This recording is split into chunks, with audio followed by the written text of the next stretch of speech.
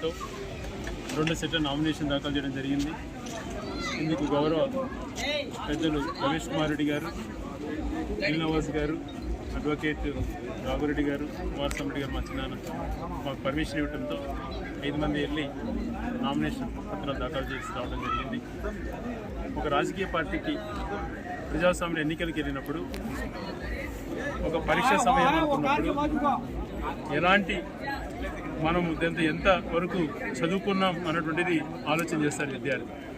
రాజకీయ నాయకుడు కూడా ఈ 5 సంవత్సరాలలో పరీక్ష సమయానికి వచ్చేటప్పటికి ఎంత మనం చేశాం ప్రజలకు అన్నటువంటి చెప్పేదానికి కొల్లోలుగా ఉన్నాయి. సామాన్య మానవుడికి మేలు చేసే విధంగా ఈ ప్రభుత్వం పనిచేసింది అన్నటువంటి స్పష్టమైంది. 4 అంశాలు తీసుకున్నప్పుడు మొట్టమొదటి అంశం అభివృద్ధి, 2వ అంశం సంక్షేమం, 3వ అంశం శాంతి భద్రతలు, 4వ అంశం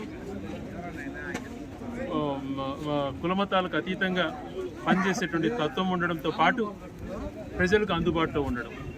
ఈ 4 అంశాలు ప్రజాస్వామ్యంలో ఏ నాయకుడైనా ఆలోచన చేయాలి. అందులో మొట్టమొదటిది అభివృద్ధి అనేటువంటిది మనం తీసుకున్నప్పుడు గౌరవ జగన్మోహన్ రెడ్డి గారు చేసినటువంటి అభివృద్ధి రాష్ట్రంలో ఏ ఒక్కరూ చేయలేకపోయినారు.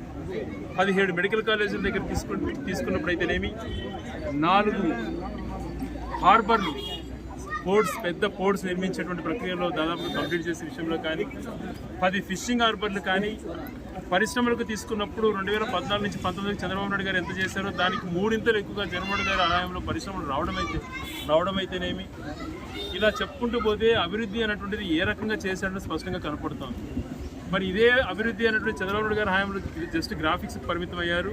నీరు చెట్టు రూపంలో 5,000 కోట్లు దొంగగా దోచేశారు.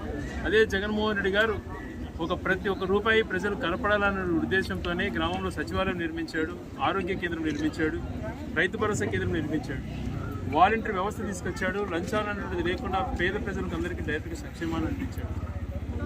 అభివృద్ధి ఒక పక్కన ఇంత బాగా చేస్తూ మరొక పక్కన సంక్షేమం అనేటువంటిది రాష్ట్రంలో 2,70,000 కోట్ల రూపాయలు ప్రజల ఖాతాలో వేయడమే కాకుండా రైతు నియోజకవర్గంలో 2,300 కోట్లు దాదాపుగా ప్రజలకు డైరెక్ట్గా డీబీటీ ద్వారా చేయాలి. 20,000 మంది పక్కా గృహాలు కట్టుకోగలిగినారు. దాదాపుగా 91 జగనన్న కొత్త ఖాళీ నిర్మించడం జరిగింది. ఇది అభివృద్ధి సంక్షేమం కాదా అని చెప్పి ప్రశ్నిస్తున్నాం.